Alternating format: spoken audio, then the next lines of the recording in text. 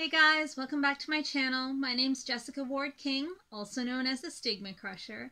And here in this channel, we deal with issues of mental health and mental illness from my twin perspectives as a person with lived experience of bipolar II disorder, as well as a person with a PhD in experimental psychology.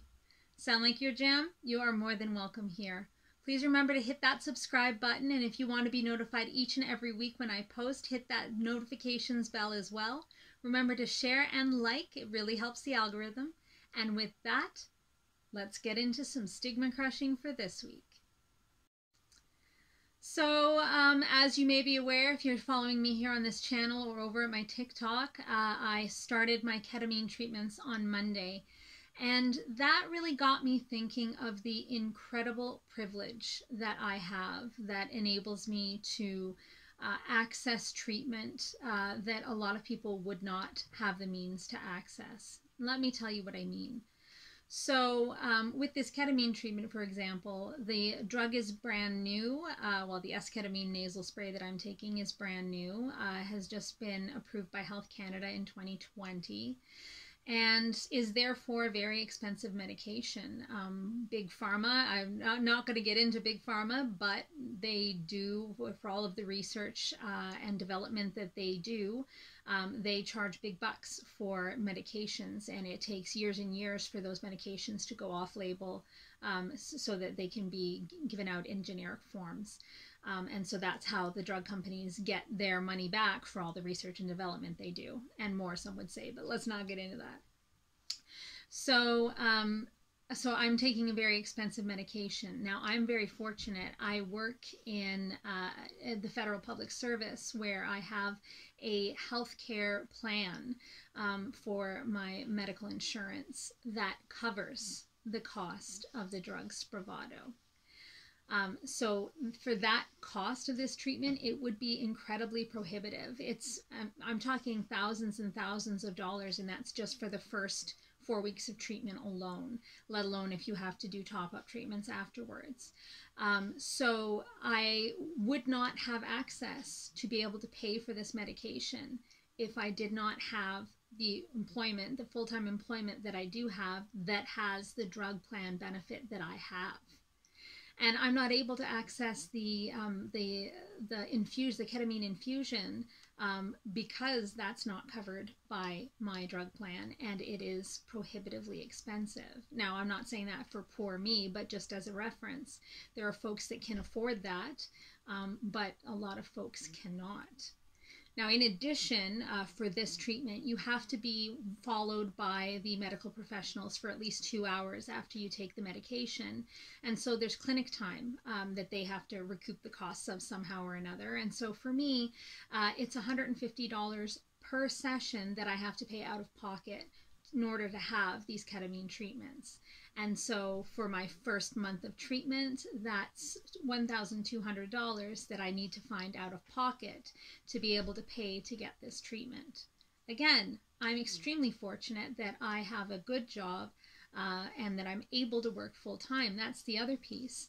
Even if you at one point had the job that had the health benefits, when you're struggling with severe mental illness, you may not be able to work. And I'm very fortunate that I'm high functioning. I'm very privileged that I'm high functioning and that I'm able to continue to work throughout this period of my life where I'm very, very ill, but very, very high functioning and still able to go to work and still able to be on the benefits plan and still able to make the money that I'm going to use out of pocket to pay for this treatment. So those right there are two huge pieces of privilege that not everyone has. In addition, the time is a resource that not everyone has. And so with this job, I have sick benefits. I get sick days. And it is those sick days that I use to recover from my ketamine treatments.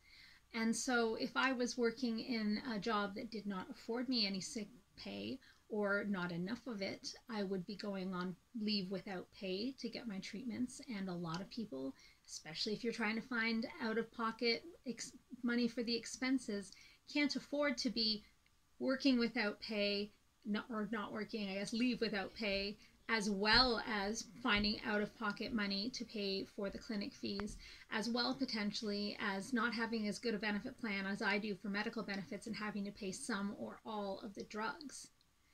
So I am only so very, very privileged that I'm even able to access this treatment. I'm also very privileged that I have people in my life that are supportive. So in order to go to these treatments, I have to have somebody, a responsible adult, to drop me off and pick me up, particularly pick me up. I'm not allowed to take ride shares like Uber or a taxi home. I'm not allowed to take public transit. I have to be in the care of a responsible adult to get home. And so a lot of folks, especially that are struggling long-term with their mental health, don't have those great social supports. They don't build those relationships. And so they don't have, like I do, a live-in wife that's able to take me there and pick me up and accompany me and walk with me through this journey. And so in that sense, I'm extremely privileged as well. I've been extremely privileged too in that my education affords me opportunities that other people don't have. And so I have the PhD in psychology that has taught me how to do research, that has taught me where to look for clinical trials, that has taught me how to understand what the clinical trials are all about and make informed consent decisions about whether I want to participate or not. And so with my deep brain stimulator, I was able to get that through a university hospital that was doing a clinical trial on these deep brain stimulators. It was no cost to me. All of the assessments, all of the treatment was at absolutely no cost because I was part of a clinical trial. A lot of people don't have access to that.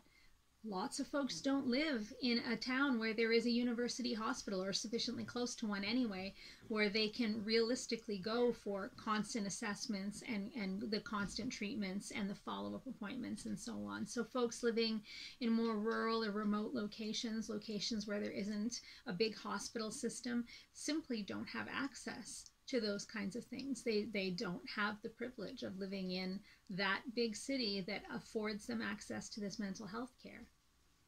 But then even looking at things that are not these more extreme cases of treatment, just looking at being able to find a therapist. I'm privileged in that I am a white, cisgendered, educated woman that is able to find a therapist that speaks my language, literally speaks my language, and figuratively as well. For folks that are racialized or in a minority community, it can be really difficult to find a therapist that you can talk to freely about, difficult things, because you can talk in their language and they can understand yours. I remember, for example, when I was in England and I was seeing a therapist there. Now, we're all speaking the same English, right? Not quite. I remember very vividly one session that I had with a therapist there where I was concerned, based on our previous appointment, that he would think that I was angry with him. And so I was using the term mad. I said, I'm afraid you're going to be mad at me if I say this, or I'm afraid you're going to think I'm mad. And he thought I meant crazy, because in England, mad is usually used for reserved for crazy, and angry is usually reserved for angry. And we had an entire session where we were not talking about the same thing, and I couldn't understand him and he couldn't understand me. And so that's even more amplified when it's literally not the same language or not the same culture that you come from. And so, for someone who's racialized like my wife is, and she describes to me certain experiences with the medical profession where her culture, her people were unfairly researched upon, experimented upon, that they aren't treated with respect. And I see that for her, it was an aspect of my white privilege that I simply didn't see before meeting my wife, that her experience is so very, very different than mine of the same professionals, because they are not culturally sensitive to her cultural state of being. And so there's my white privilege. There's my mid to upper class privilege that I have, that I can access these things. I have the money to pay for therapy. Therapy ain't cheap.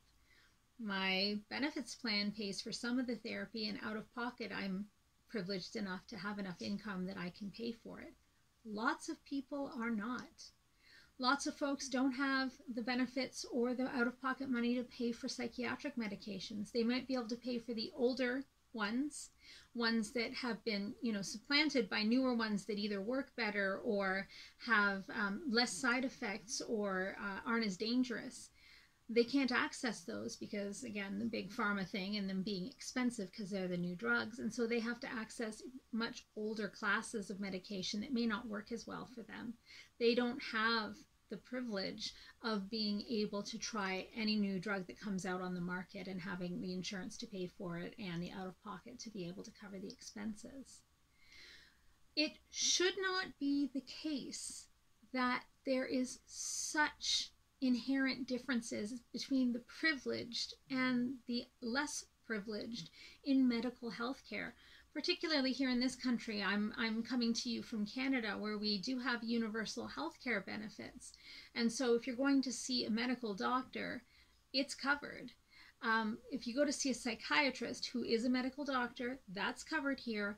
But to see a psychologist, to see a therapist or a counselor, it's generally speaking not covered by our medical benefits here.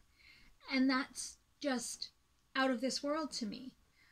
I can't understand how in 2021 this is still the case, that people are being denied treatment for mental illness because they are less privileged than other people. And I say that from my seat of high privilege. How could it possibly be that this is the case? And yet it's been the case since the entire history of psychological and psychiatric treatment.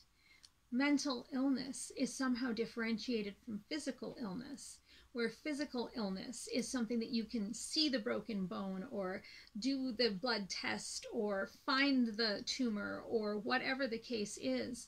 But mental illness is somehow some kind of hocus pocus that may or may not even be real or relevant. I mean, how is this still happening? And yet it is. And I am benefiting from this system that is so dichotomous in terms of privilege of some and the underprivilege of others. And this is an intersectional thing. So young people, people of color, older people as well. So age is a big factor.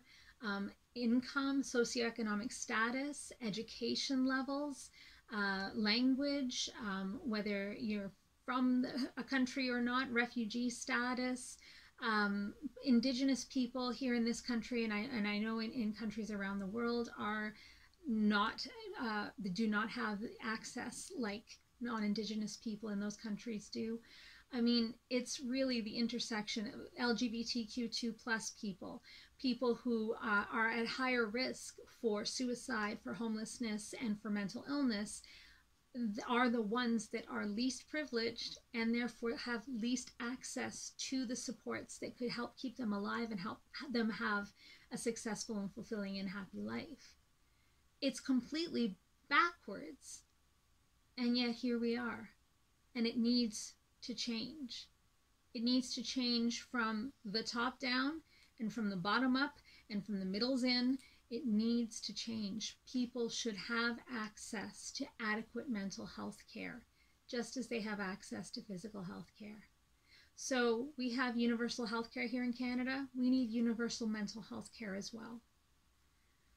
And of course, these opinions are mine alone. I mentioned that I'm a public servant. These opinions are mine alone and do not reflect those of my employer.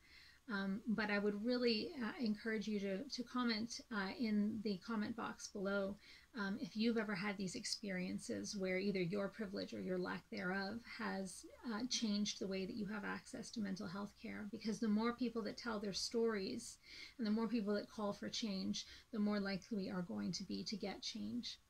I think it'll come, but it's so slow in coming, and so many people's lives are ruined while it is like not hurrying up and coming.